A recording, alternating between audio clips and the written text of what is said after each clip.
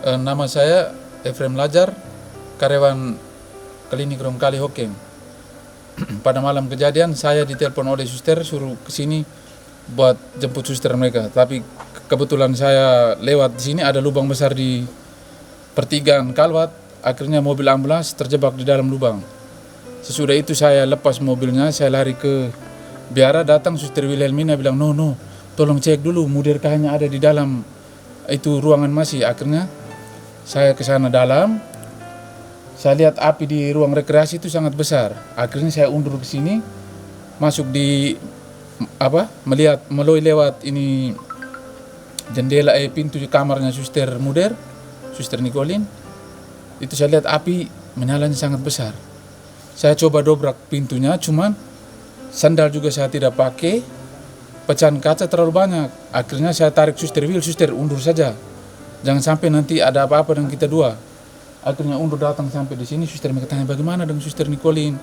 Saya bilang, suster, kemungkinan suster Nicolin mungkin terbakar. Akhirnya mereka karena gelap berdiri di sini, saya bilang daripada nanti apinya semakin besar, biar kita keluar berdiri di garasi. Jangan sampai nanti kita ada apa kenapa lagi. Sesudah itu saya suruh teman antar ke Boru biar mau ambil mobil pick up datang jemput, cuma mau putar kendaraan setengah mati. Tidak lama provinsial mereka dari ND datang dengan auto dam 3, dam, pick up, auto ambulans. Datang mereka tanya, suster mereka ada di mana semua? Saya bilang ada di PT, di Rudi. Akhirnya semua datang di situ PT. Akhirnya mulai pagi suster mereka semua ke sini, mereka dari kepolisian, Basarnas, semua datang ke sini. Tadi siang sekitar jam 1 lewat mungkin evakuasi jenazah, akhirnya antar ke rumah sakit Maumere. Di rumah sakit Keo Pante langsung ke biara, mereka mungkin besok mereka kubur mungkin.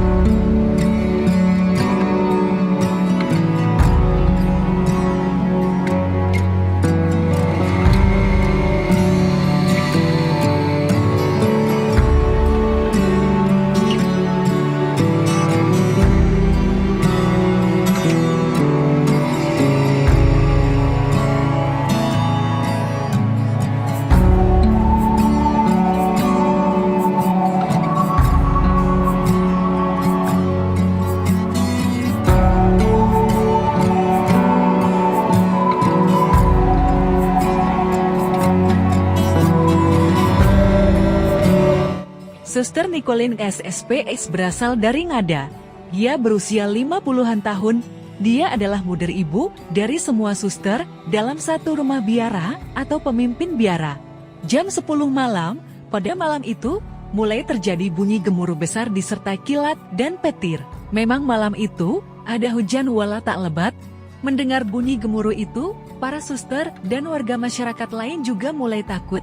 Mereka usulkan kepada suster muda Suster Nicolin sebaiknya segera ungsi dan lari ke tempat lain malam itu juga. Tapi suster muda bilang, supaya tetap tenang, itu guntur biasa, karena mau hujan. Itu bukan gunung api, maka mereka tidak jadi lari dan pergi tidur. Nah, gunung api meletus jam 12 lewat. Nah, ini letusan paling besar dan berbahaya karena dia memuntahkan batu besar panas berapi. Untung jam 12 itu, ada satu anak yang kerja di susteran SSPS main HP dan belum tidur hingga jam 12. Waktu hujan api menyiram seluruh hoken, termasuk biara suster. Bagian-bagian lain dari biara sudah nyala terbakar, maka anak ini tidak hanya lari melututkan dirinya sendiri. Anak ini lari di antara bagian biara yang sudah ada api, di mana-mana langsung pergi ke bagian kamar para suster, dan pukul pintu mereka satu persatu, dan minta keluar, dan lari. Mereka bilang kami perempuan harus bopo gapa ganti baju seadanya, dalam gelap, tanpa listrik, tanpa senter, kecuali lihat api di luar kamar. Kami buka pintu kamar, sendal, dan sepatu di luar pintu kamar, sudah terbakar seperti barang yang sudah disiram bensin. Dan sesudah itu lari dalam kegelapan, tapi sembunyi di tempat aman, karena batu api dari langit tetap berjatuhan. Kalau tidak dibangunkan oleh anak ini, korban suster pasti lebih banyak. Sesampai di kamar muda, pintu terkunci dan kamar ada nyala api, rupanya sudah meninggal karena batu besar yang jatuh persis di atas kamarnya. Batu besar menembus bubungan rumah, langsung di kamar tidurnya. Batu api yang panas itu melewat kerangka rumah yang tinggi, balok besar, semen, semuanya tembus, melewati tempat tidur, masuk di lantai semen berjubin, dan semen berjubin pun tembus hingga batu besar itu tetap tembus masuk terkubur di dalam tanah. Ngeri, kekuatan alam dahsyat sekali. Batu besar sebesar derong, panas, yang biasanya sekitar 1000 derajat Celcius, dan terbang dari mulut gunung api sejauh 7 km hingga biara suster SSPS Hokang. Batu sebesar derong itu terbang seperti roket atau rudal peluru kendali. Itu artinya kekuatan daya dorong dari mulut gunung api sulit dibayangkan hebatnya. Ok, mari kita berbelah rasa dengan membantu meringankan penderitaan saudara dan saudari kita korban gunung api Lewotobi. Hidup ini hanya sementara dan sangat rapuh.